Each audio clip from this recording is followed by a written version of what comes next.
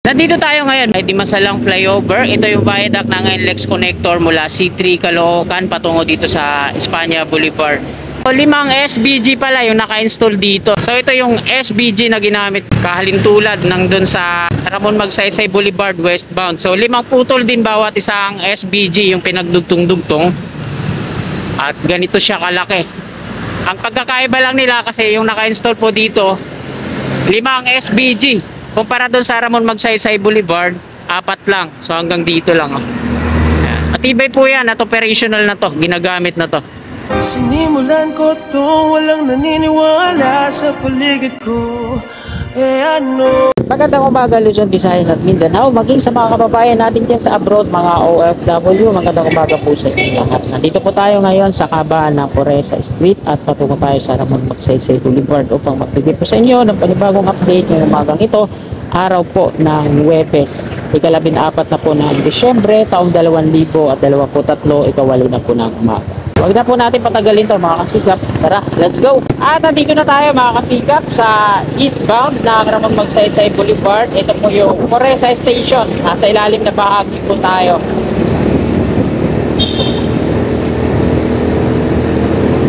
Na natin una ng update dito sa dulo, no? Sa eastbound, sa ating tinutumbok. So mayroon silang bagong advisory ngayon mga kasikap.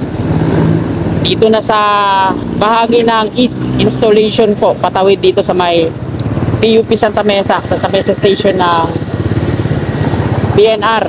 So ang start ng installation ay December 14 ngayon, mamaya, no? Hanggang 18 po yan, 10 PM hanggang 5 AM ng umaga. So dito sa dulo, ito yung crawler crane na ginagamit nila para buhatin yung mga SBG. So ito, pagka-partner sila dito at wala na yung SBG na na-assemble nila dito, no? Lalaki ng mga, ito, lalaki ng mga crane dito. At dito naman, mayroon pang mga SBG. Ayan, nakahanger siya dyan. At ayan yung kasalukuyang binubuo nila. Bali, dalawa yung SBG na nandito ngayon. Ito dyan sa una natin, nakahanger pero hindi pa kumpleto yung mga bolt na nakakabit. Ayan, still 3 pa rin yung SBG na naka-install dito sa westbound. Dito naman sa ating gawing kanan, nilagyan ulit nila ng steel pipe kabilaan, tinukuran, ano? At ayan yung update natin ngayong umaga. Bali, mag-u-turn ulit ako doon sa dulo. Babalik tayo dito sa west para di naman sayang yung vlog natin dito, para makunan natin ng medyo detalyado naman na hindi mabibitin yung mga viewers ko at solid kasikap.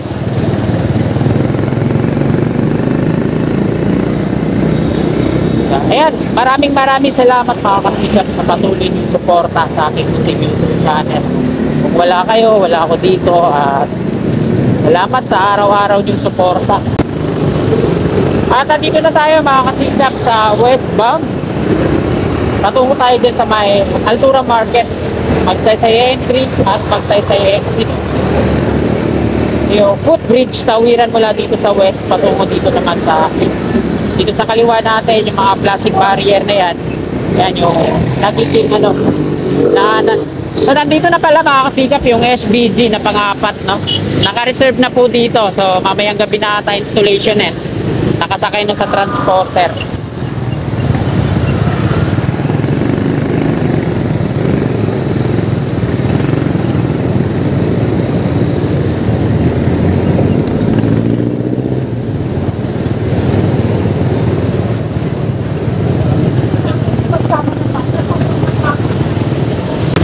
Nandito na tayo mga kasikap sa mismong interchange. Ito yung Magsaysay entry.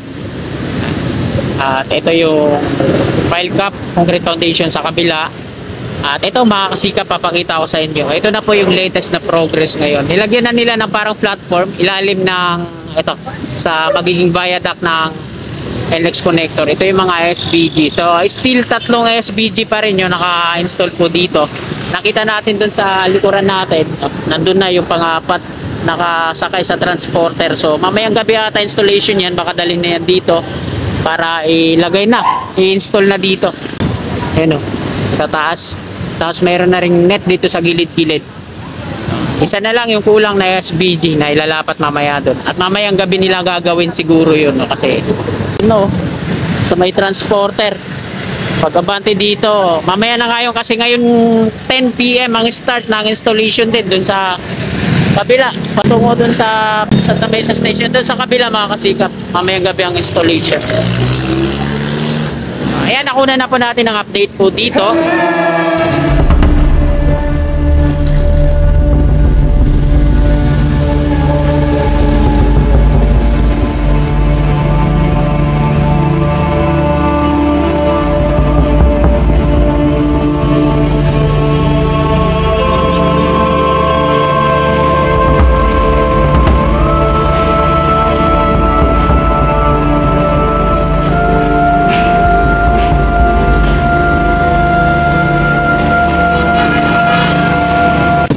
Diretso na tayo mga kasikap.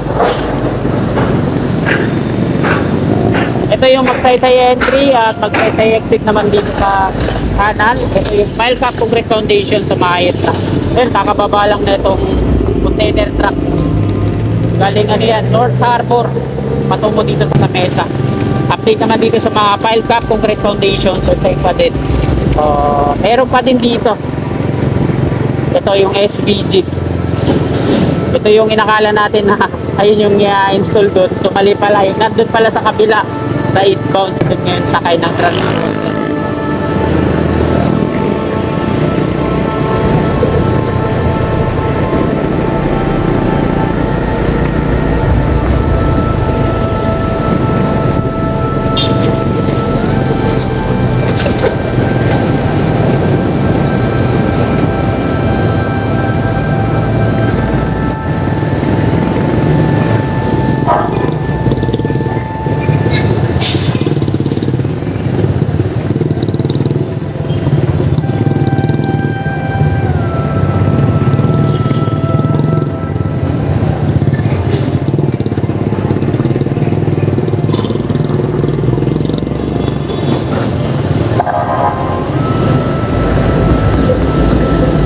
Nandito na ulit tayo mga kasikap sa may interchange. Ito yung Corresa Station ng LRT to. At eto, dito na po nagtatapos tong video na to. Maraming salamat po sa mga kasikap natin na patuloy na sumusuporta sa aking YouTube channel.